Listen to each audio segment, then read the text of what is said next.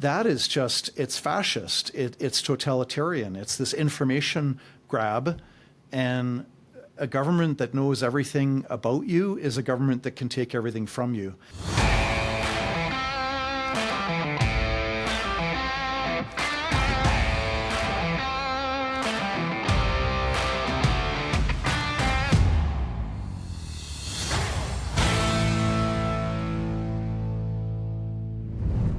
The federal government is trying to rewrite the rules on surveillance, and our charter rights are on the chopping block. Today, we're joined by John Carpe, president of the Justice Center for Constitutional Freedoms, to break down what's buried in Bill C-2 and what it means for your privacy. Let's take a look. John, welcome back to Northern Perspective. It's great to have you again. Glad to be with you. I wish it was under different circumstances, but I guess when we're talking about constitutional freedoms, we're always one step away from giving something up to the federal government, aren't we? The price of liberty is eternal vigilance, and freedom is not passed down from generation to generation like a beautiful old grandfather clock where you just inherit it, you keep it. Freedom has to be, well, not fought for necessarily in a violent way, but freedom has to be, we have to relearn it and re-understand it and fight for it with every generation to keep it alive. So it's not just like, you know, an item that we just inherit and pass along without doing anything about it. Yeah, it's almost like taking a verse out of our national anthem. We are constantly having to be vigilant and stand on guard to protect it, else we risk the erosion of it. So we need vigilant sentinels in all aspects of law, of government, and in day-to-day society to ensure that we don't lose it. Now, maybe it's fitting that today is June 6th, as many Canadians know, D-Day, that we're talking about this, considering the fact that 81 years ago today, 14,000 Canadians charged the shores of Juno Beach in order to preserve not only the freedom of Canadians, but the freedom of those that didn't have it at the time in occupied Europe. So it's a very special episode today that we're talking about this. Now, when Bill C-2 first arrived on the docket, I think there was some cursory overview, and it's an interesting bill. I know Tanya took a look very briefly at it, and why don't you let us know what your first take was? Honestly, I had a read over, not the entire thing because it is quite long, but a good portion of it, and then I also ran it through an AI, and then I also searched for terms like online, internet protocol, IP, telecommunications was it. The last one that I looked at, and I couldn't really find anything that to me was super concerning. There was a paragraph that I had found that said that the officers would be able to approach a justice of the peace or a judge to request information regarding someone's IP address. But I guess to me, I'm like, well, they kind of do that anyways when they need a search warrant, so I wasn't really seeing what the issue was with all of this. But I think that after you and Ryan had a look at this, there is a lot that Canadians should be concerned about. Yeah, so I've taken a deeper look at this, and because I've had to comply with legislation such as PIPEDA, and we'll talk about that a little bit later, and the Information Protection Act and all of this. There's some very, very concerning things that I read about the bill, and I know from a cursory level, John, you've read Michael Geist's, Professor Michael Geist's article and a couple of articles on this. Just based on those, what's your initial take on the bill? Is this something we should be concerned about based on that? Well, they call it the Strong Borders Act. I think it should be called the Strong Surveillance Act. The aspects that stood out the most to me is making it a criminal code offense to use cash. If it's more than $10,000 cash, it cannot be donated to a charity or used to buy goods or services from a business, even if the 10,000 is broken down into smaller amounts. So it's a restriction on the use of cash. that I find terrifying, and maybe I'll dive into the details later. The second thing that popped out at me was the right of police to intercept mail and Canada Post to start reading mail. That repudiates a 157-year-old tradition of privacy going back to 1867. And thirdly is the powers that police have, and other law authorities, CSIS agents, peace officers, border agents, prison guards, special constables, can have the right to demand information from electronic services providers to turn over the names and email addresses and IP addresses of subscribers, which is just a huge information grab by government, which I also find terrifying. So what we're going to do, folks, is we are going to get into some specific sections of the bill. We're going to show them on the screen for you, and then we're gonna talk about them to see, why we're concerned. John can give his take, and anything else that perhaps that we've missed. We're going to touch on a couple of the concerns that John had, and this is something that every Canadian really needs to pay attention to, because this, I call this the North Korea bill, because that's the scope of power that we would be giving the government, in my humble opinion. So without further ado, let's take a look. So this is the bill itself, and you can find this on LegInfo. The link is in the description. This is the stage that it's at. So it's passed for first reading a couple days ago. We are in the midst of second reading. What does that mean? That means that they are debating this within the House of Commons. And after second reading is completed, we are hoping that this is going to go straight to committee in order to be studied further. And that's where they will call in expert witnesses, people from the different civil liberties associations, people will be able to write briefs, etc. And this bill needs a lot of study and a lot of scrutiny, and hopefully a lot of changes before it moves any further than it is. And here's the front page of the bill as you can see it. So it's Bill C-2. So you could call this Bill C-63 version 2 almost, but there's nothing in there about life sentences for what you say online, fortunately. So this is one of the first portions that we want to talk about. So John, you mentioned this is one of your concerns, and this is part 27. And this is the portion of subsection 41, subsection 1 of the Act before paragraph A is replaced by the following: inspection of mail. The corporation may open any mail if it has reasonable grounds to suspect that, and then it's it has amended another part of the Act, and it also says every person commits an offense who, unless authorized under an Act of Parliament, knowingly opens, keeps, secretes, delays, or detains, or permits to be opened, kept, secreted, delayed, or detained any mailbag or mail or any receptacle or device authorized by the corporation of the posting of mail. So this is an issue in that it's basically saying Canada Post can open your mail if there is any suspicion of any wrongdoing, or that you will commit wrongdoing. And just at a cursory level, you might be able to sort of understand, okay, so if we suspect Bob has done something really bad, is it really that bad that we open his mail? But on that second part, that Bob will do something. Well, Bill hasn't done anything bad yet. So how do you now justify that? Now, the issue is people will use the argument, well, what about terrorism? What about this? What about that? What about violent criminals?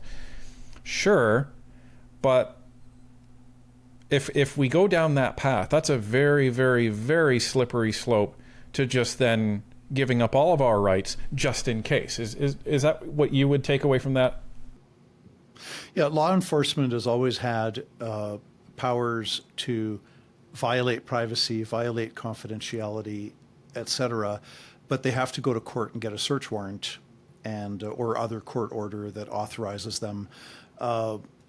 once upon a time, I knew this undercover cop, and they had actually placed a camera inside premises that were being used by the Hells Angels for criminal activities, and they actually placed the camera right next to pornographic or quasi-pornographic poster of a woman on a wall, and so they always had people coming close to the camera. But they got a court order for that, and so I mean we want law enforcement to catch the bad guys, to use kind of very layman's language, and so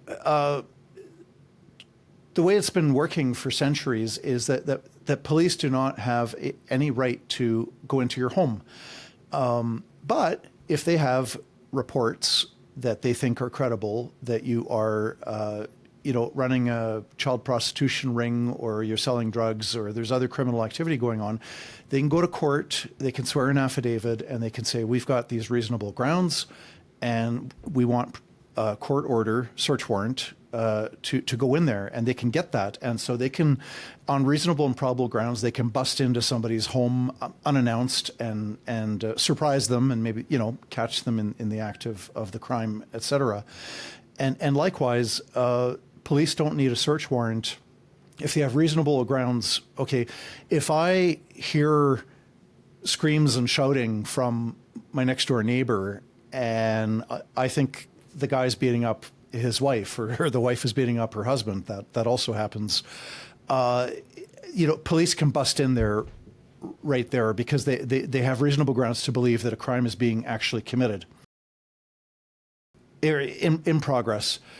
And so, and this is the way it should be. So unless you've got a court order, or unless there's a crime in progress, we all have our privacy rights, and police don't have a right. They can ask you, hey, we're investigating a crime, did you see anything happening last night? And you can voluntarily respond and this and that. But in terms of coercive power, police don't have the right to ask questions and gather information. They certainly don't have a right to acquire the subscriber lists of electronic service providers. They don't have the right to go into warehouses just because there might be something there that is intended for export.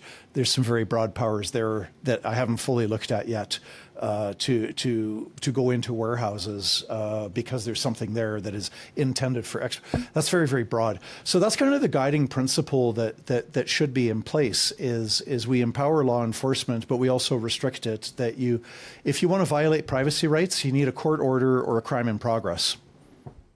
Well, and it's funny you mentioned that, so let's move along. So they want to amend Section 487.011 of the Act, is amended by adding the following in alphabetical order.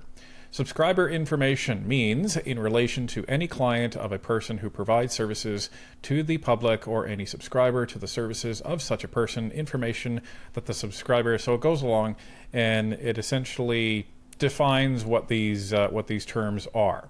And why are they defining these terms? Well, that's going to become relevant now. As you were saying earlier, John, information demand. So this is a new thing that they are suggesting that people can do. 487.0121. A peace officer or public officer may make a demand in Form 5.0011 to a person who provides services to the public, requiring the person to provide in the form, manner, and time specified in the demand the following information. A. Whether the person provides or has provided services to any subscriber or client, or to any account or identifier specified in the form. B. If the person provides or has provided services to that subscriber, client, account, or identifier. Subsection I. Whether the person possesses or controls any information, including transmission data, in relation to that subscriber, client, account, or identifier. Subsection 2. In the case of services provided in Canada, the province and municipality in which they are or were provided. Subsection 3. In the case of services provided outside of Canada, the country and municipality in which they are or were provided. If the person provides services to that subscriber, client, account, or identifier, the date on which the person began providing services. D. If the person provided services to the subscriber, the period in which the person provided services. And essentially the basic information, how to identify that client or any other information. And if the person is unable to provide that, a statement to that effect. And the conditions for making that demand. The peace officer or public officer may make the demand only if they have reasonable grounds to suspect that an offense has been or will be committed under this act or any other act of Parliament, and B, the information that is demanded will assist in the investigation of the offense. So, to me, what that says, John, is if a peace officer or police officer is doing an investigation and they think that this information is going to assist them in their investigation, because that's the bare minimum of the condition, they can issue this demand to say, give me the basic information of this person. And it's whether they are in an international country getting this telecommunication service or whether they are a Canadian receiving this service. I want the person's name, I want their email address, and any other information that you have. And if you don't have that information, I want a written statement that that you have that. So now this is a non-warrant demand, correct? Yeah. Police officer can make a demand, not a request. You know, as we discussed earlier, I mean, the request system exists now, and I'm sure that there are many good Canadians that would help the police in investigations. I know if a crime was committed in my neighborhood and the policeman knocked on the door and said, we're investigating a crime, you know, did you see something, hear something, you know, last night at around 10 p.m., I would voluntarily answer that, and that's fine. But here, this is a demand. It uses the word demand. And when you do not acquiesce to a demand, there's penalties, there's consequences. This is like the police can demand to see, if a police pulls you over for speeding, they can demand to see your driver's license, registration, and insurance. It's a demand. If you refuse the demand, there's a penalty for that. There's a consequence. You know, and that would vary in each province, but maybe the police can say, get out of the car, we're going to call tow truck if you refuse to turn over your driver's license. So you have these narrow exceptions, having to produce a driver's license being an example, right? We don't want police in a situation where they've got to go get a court order to get somebody to turn over their driver's license. But this is, if a policeman on reasonable grounds suspects, you could be punished for refusing, and then the onus would be on you to prove that the police didn't have reasonable grounds. So this is a warrantless, this is empowering police to extract information from citizens without a warrant. I mean, so when you say the North Korea Act, I mean, it's an exaggeration, but it's in that direction. It's where the police have those kinds of powers. That's in police states. That's in situations like the former Soviet Union, current communist China, Nazi Germany. Police have those kinds of powers. When police ask a question, you better provide an answer. Well, we're not done yet, John. You'll see why I call it the North Korea Act shortly. So let's continue. Non-disclosure under the same section. So this is in the demand section. The peace officer or public officer who makes the demand may impose conditions in the demand prohibiting the disclosure of its existence or some or all of its contents for a period not greater than 1 year after the day on which the person receives the demand. A peace officer or public officer may at any time revoke the demand or condition by notice given to the person. So again, a peace officer, police officer may go to an internet service provider like Rogers and say, I want all the information on Bob, and you can't tell Bob that I came to talk to you and ask you about this. So your information, your personal information that you think is secure and safe, not by a warrant, is being given away, and you don't even have to be told that that's even happening for a period up to a year. That's concerning to me. The secrecy is terrifying. And to me, the distinction would be, police have always been going to companies from time to time.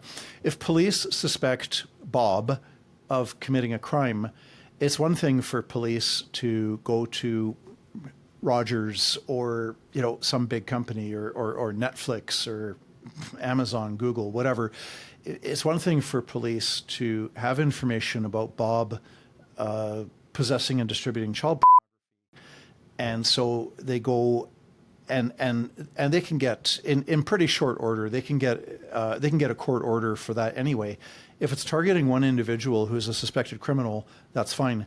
The way this is worded, it's this information grab where the police can go to Rogers and say, "Give us your subscribers list," and you have to keep secret that the police are making this request.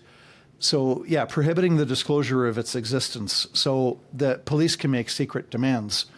That would be okay if it's in respect of one individual because or one criminal organization, because obviously there needs to be some secrecy there when police are conducting an investigation regarding one person or one organization. But it shouldn't be secret. If police are demanding that Rogers turns over its subscribers list, that demand should not be secret. Well, and I've done some additional research on this, and there was a Supreme Court ruling, R versus Spencer in 2014, that they essentially ruled that Canadians do have a reasonable expectation of privacy for their subscriber data, and that accessing it without a warrant violates Section 8 of the Charter of Rights and Freedoms. But this bill is aimed at essentially contradicting that and flying in the face of that. So how would that even square? Because this bill is saying, no, we don't care about that Supreme Court ruling, and we are going to violate Section 8, despite that ruling that happened in 2014. How does that even square, or does it? They're trying to go around it through the back door by empowering police to demand information from providers of electronic services, and so they're taking another run at it. Hopefully the court will. Eventually, if this passes in its current form, you're very likely to see, the Justice Centre, Canadian Civil Liberties Association, and others taking a run at it. So, maybe the courts will be more helpful to us on privacy than what they were when we're going violation of our charter freedoms of association and peaceful assembly under the lockdowns and vaccine passports. But that's wait and see.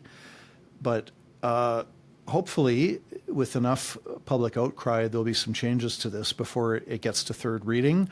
Hopefully we won't have to rely on the courts, because ideally you don't want to pass bad laws in the first place. If you're taking a bad law to court, that's sort of a plan B option. Okay, well, let's move on to the next part. So this is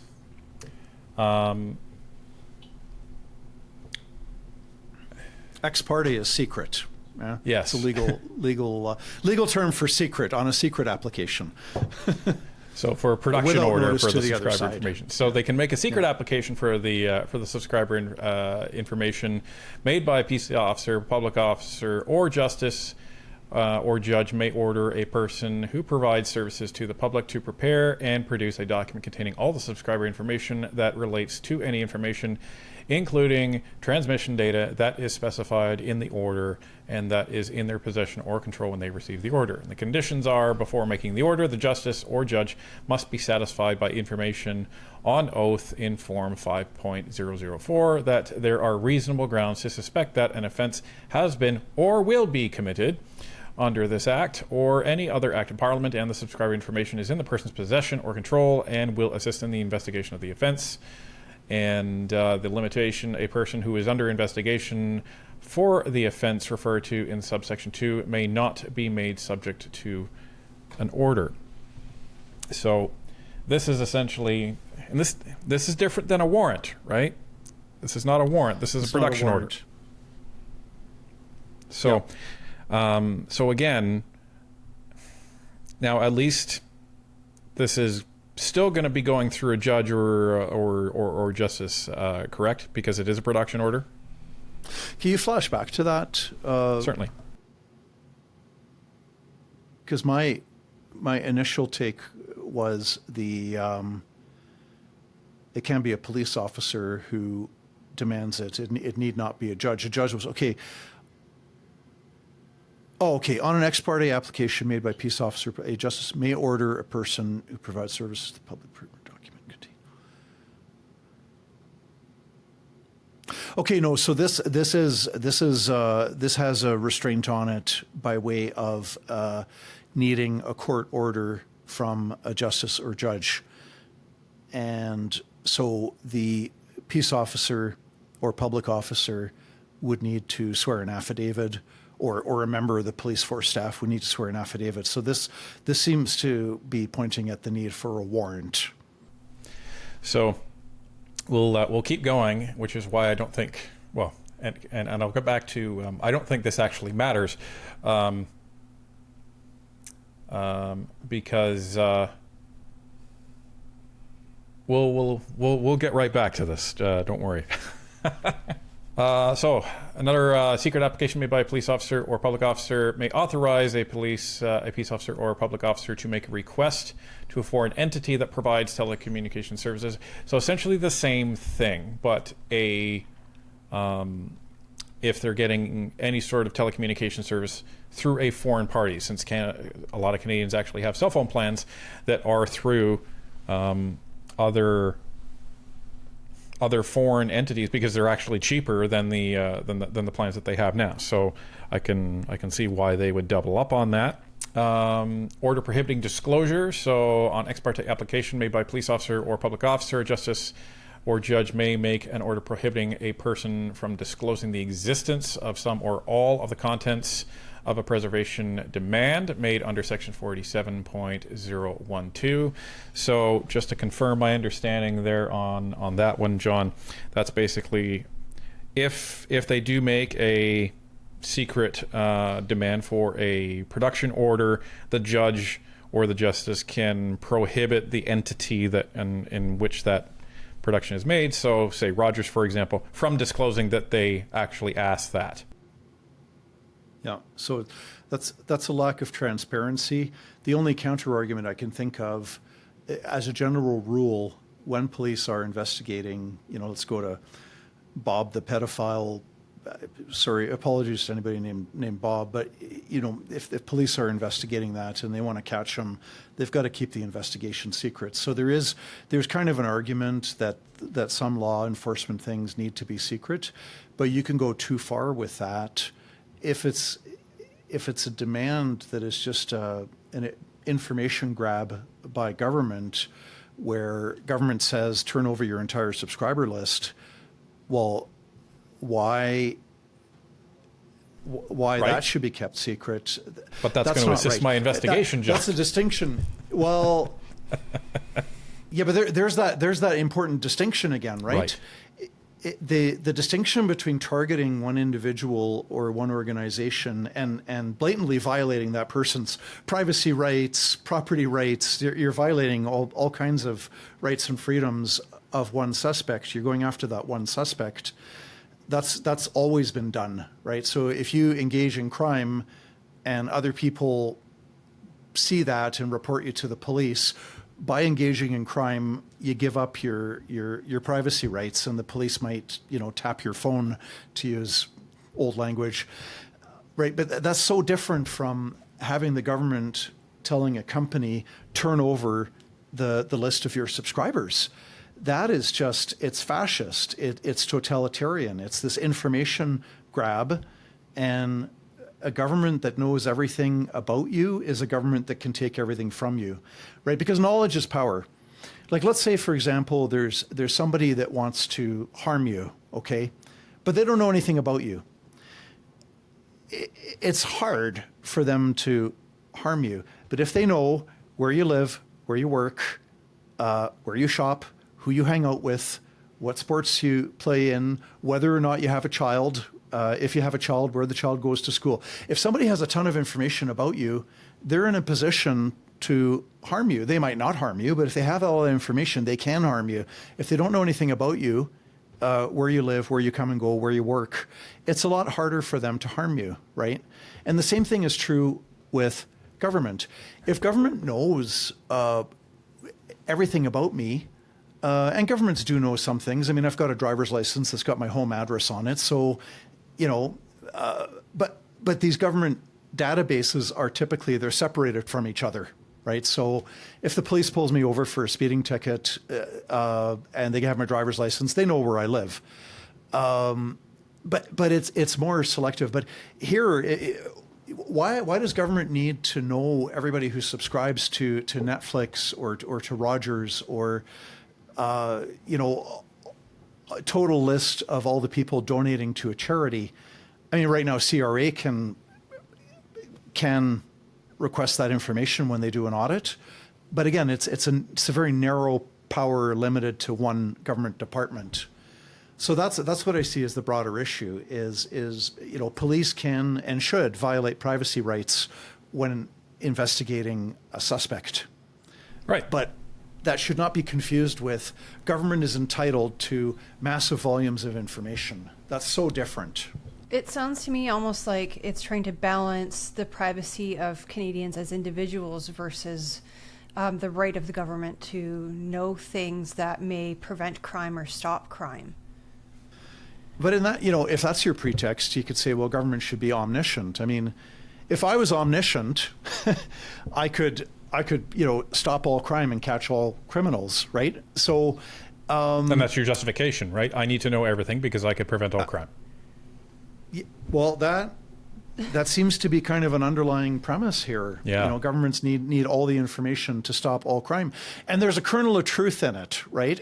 If government was omniscient, then they would know each and every crime taking place everywhere all the time and crimes that might be committed, et cetera, et cetera. So there's a kernel of truth in it that if government was omniscient, they could prevent all crime, including preventing a lot of crimes, stopping them before they happened. And then we're into Tom Cruise and Minority Report. But I was just going to say, it reminds me of that movie Minority Report, but I don't think we should be sacrificing the privacy of all Canadians in order to try to make that happen. No, and this actually gets worse the further we go, John, because so we have a production order in there that's secret. Okay, fine, but at least that's a warrant. At least they're going through a process to actually obtain a warrant. Then it gets watered down with the demand, so you don't need a warrant, and the police officer can just say, well, here's a form, you have to give me this now.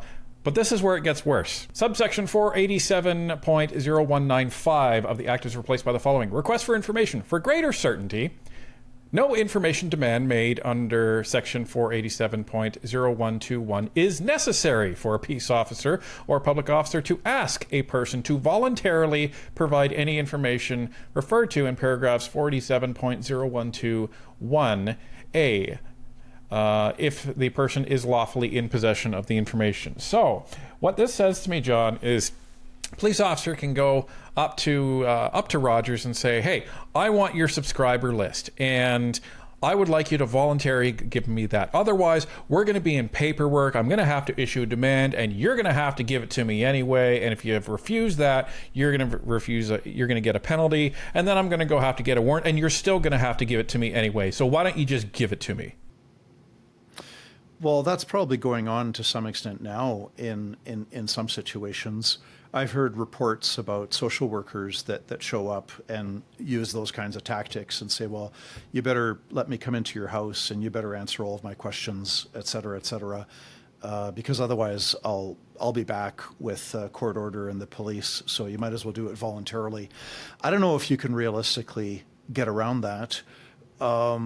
And in some cases, it can be a good thing. Like, again, if there's a crime committed in my neighborhood or close to my house last night, I think it's good that police would just knock on doors and say but the crime was committed here last night. Did you hear anything? Did you see anything? And I anticipate most citizens would cooperate, and I think that's a good thing. I think we should help the police to solve crimes.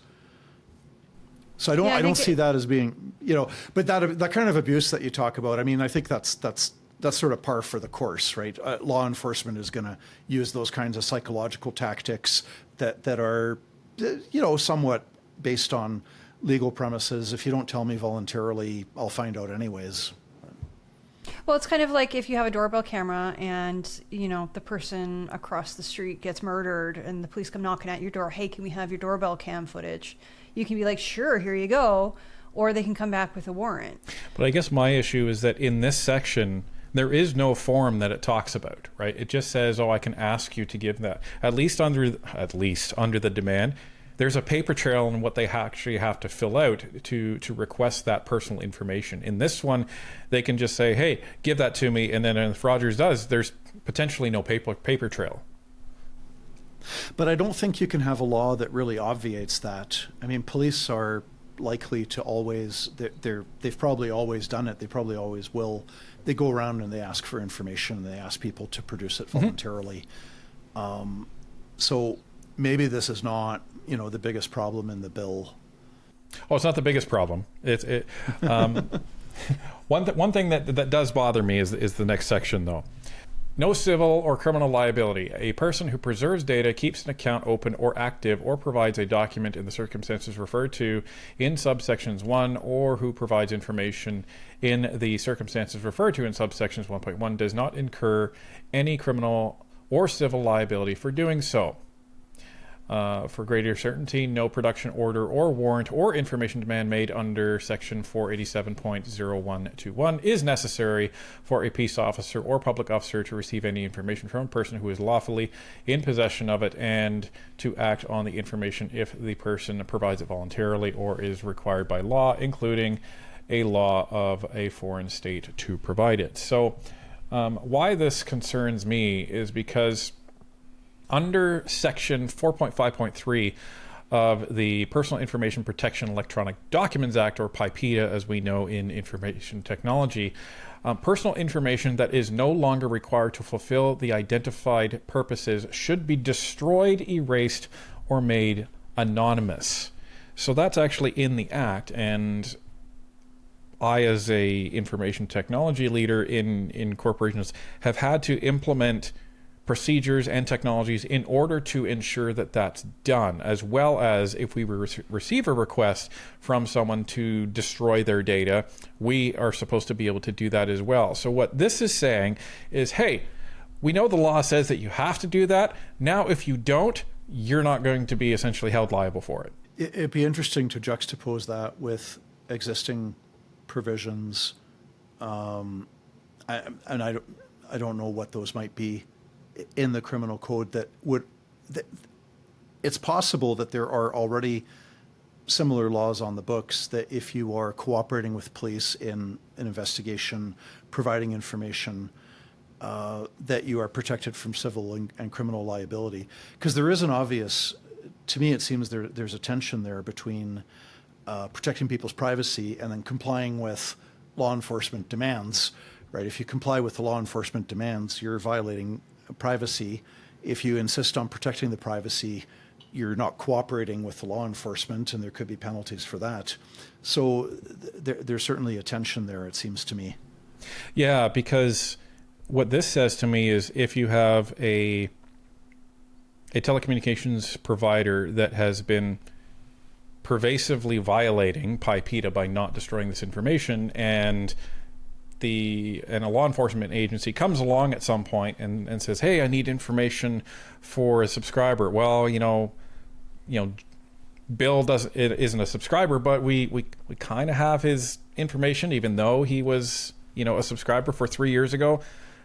Obviously, law enforcement isn't going to, haul these people into court and say, oh, well, you didn't delete the information that I needed, so we have an investigation open on you. They're going to say, oh, well, that's great. Here, give me that. And now it basically says in this law that you don't have to worry about that if you don't delete it, because we're not going to come after you. So it's definitely a tension there between those two pieces of legislation here. And my concern is this essentially says to all the corporations, well, now there's no harm. There's no harm in keeping all this information for as long as you may want it, which is advantageous when it comes to big data and demographic analysis and customer data analysis and customer data transmission between the originating company and third parties. It opens up that whole issue all over again. So you're saying that the current laws, and you know way more about the privacy laws and matters related to electronics than I do, but is the current law that companies are required to delete information about previous subscribers, or if it's 2, 3, 4 years old, they have to delete it? Is that Yeah, so if I'm... And you're saying that now they no longer have to delete it, they got to keep it around in case police want it in future? Is that the concern? Well, the concern You're is getting that at? what this law says is if they don't delete it, they are not going to be criminally liable. That's what this Okay. law says to me. Because here it says a person who preserves data, keeps an account open or active, or provides a document in the circumstances referred to in subsections 1, or who provides information in the circumstances referred to in subsections 1.1 does not incur any criminal or civil liability for doing so. So I suppose that would be like if I went to you as an internet service provider and said, okay, I'm going with a different company. I want you to delete all my data. The ISP would have to comply, right? According to PIPEDA According today. to right now, yeah. But this new law says, well, if you don't comply, that's okay. Yeah, like you can still listen to it. But if you don't, you're not going to be held criminally or civilly liable. So So what's the incentive? Vision, or is that only in relation to law enforcement making a particular request? well, I'm just reading it as is in the bill, and as is in the bill, it doesn't. Can you go back to subsection 1 and the 1.1? Just because I'm losing the context a little bit. Sure. So it's under here. Okay, so request for, okay, so there's a person, financial institution, or entity required. So I'm reading 487.0193 sub 1. A person, financial institution, or entity required by an order made under any section of 47.014 to 0.018 to produce a document may, before the person, institution is required to produce the document, but not later than 5 days after the day on which the order was made, may apply in writing to the justice or judge who made the order to revoke or vary the order. Okay, well, that's a good thing in a way. So if you're Rogers being asked to turn over your subscriber list, if you disagree with that, there's a window there to get to go back to the judge and apply to revoke or vary the order. So that's actually a good thing. Yep. The person, institution, or entity may make the application only if gives notice of their intention to make the application to a peace officer. Well, okay. It's not really a level playing field. They can apply ex parte, but then if you apply to vary it, you have to notify them. Well, okay, not the end of the world. Request for information 1.1. No information demand is necessary for a peace officer to ask a person to voluntarily provide any information. Okay, fine. That's sort of par for the course. But then, yeah, subsection 2, a person who preserves data, keeps an account open or active, or provides a document in the circumstances referred to in subsection 1, or provides information to the circumstances, does not occur any civil or criminal liability for doing so. So basically, if the police officer says, "Hey, do you have information on Bill?" And then Roger says, "Oh, well, Bill hasn't had an account here, but we forgot to delete it, so yeah, we still have it."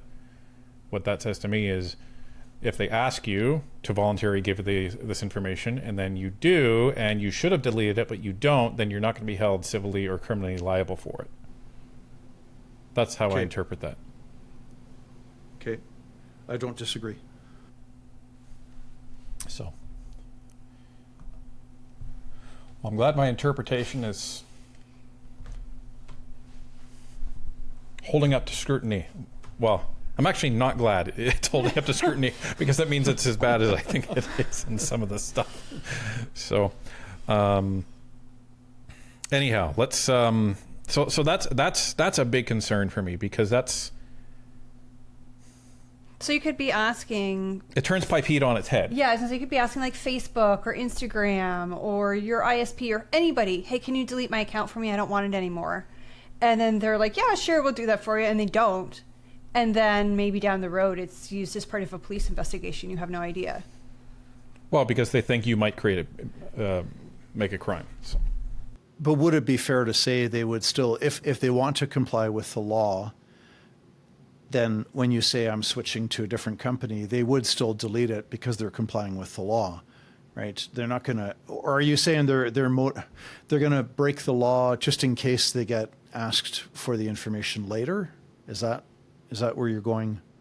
I guess where I'm going with this is it depends on how it's interpreted and what judge is actually looking at this if this passes in its current form, because the judge can interpret this as they're technically breaking PIPEDA, but this amendment says that they can't be held criminally or civilly liable. But if they've complied with PIPEDA and have deleted the info, if 6 months later or 3 years later, law enforcement demands the records, they can then they don't have say, yeah, they don't have it. Okay. Yeah, and then if they delete it, they've broken no law. If they haven't, what this is saying is that even though you broke PIPEDA, you're still not going to be held liable for it. Yeah. Right. So it's sort of, but hopefully that's not going to influence a lot of providers of electronic services into not complying with PIPEDA, because you don't know for sure if you're going to get this police request in the future. Right. So there's still, I think, a high level of motivation to follow the law. The irony is that might be a selling feature. Hey, come to Rogers. We actually delete your data.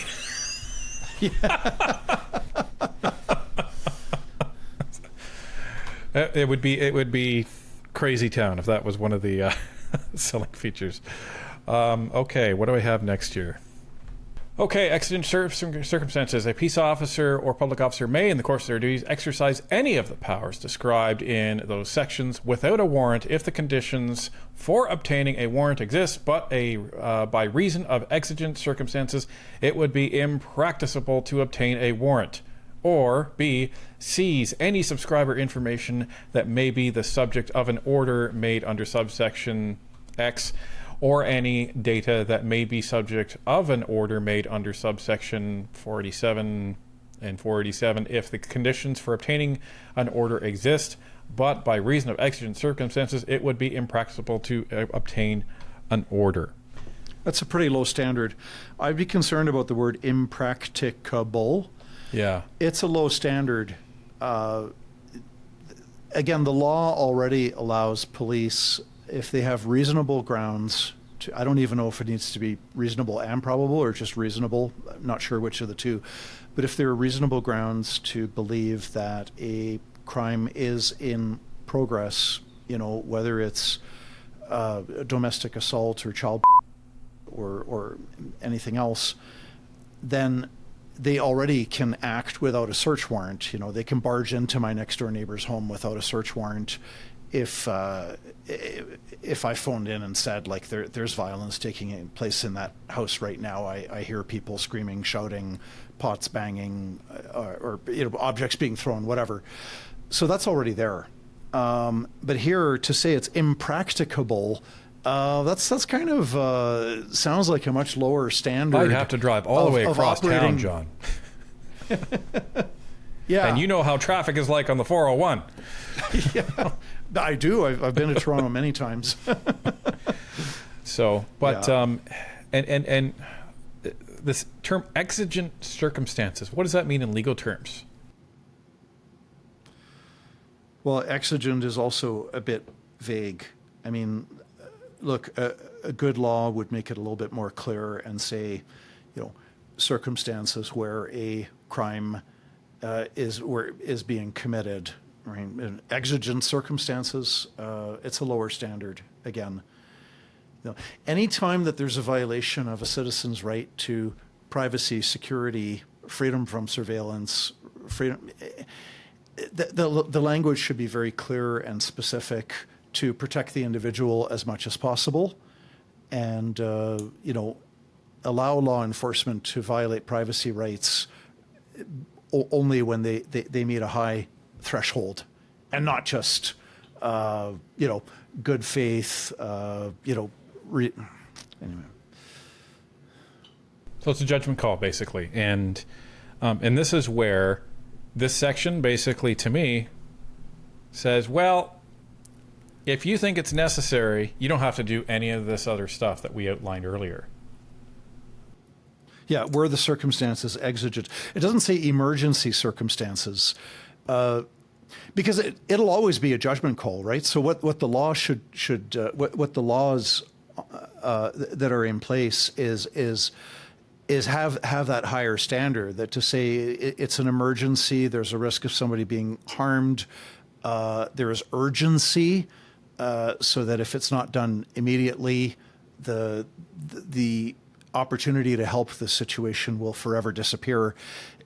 So you need that high standard. There will still be judgment, whether the standard is high or low. Police and other law enforcement agencies, they're going to be making judgment calls, and that's okay. That's just reality. But you need that high standard to say that privacy can only be violated, when the urgency, emergency, risk of harm, reasonable and probable grounds to believe that a crime is being committed. You need that high standard to make it clear to law enforcement that you can only violate rights and freedoms of the individual pursuant to a high threshold. It's kind of like, by way of analogy, it's like the lockdowns. Okay, when the Justice Centre's lawyers all across Canada, we sued governments over the violating the freedoms of association, conscience, religion, expression, peaceful assembly, travel, etc. The governments admitted in court that they were violating charter rights and freedoms. There is very little dispute about that. The legal battle was fought. Were these reasonable measures that are demonstrably justified by cogent and persuasive evidence? That was the high standard that courts should have applied. Courts lowered the standard and said, well, the government, any justification, it doesn't need to be demonstrably justified. It just needs to be justified by the government saying that the government's very concerned, right? So they lowered the standard. So this is more of a broader principle in, a good law is going to have a very high standard in place before law enforcement can violate our privacy.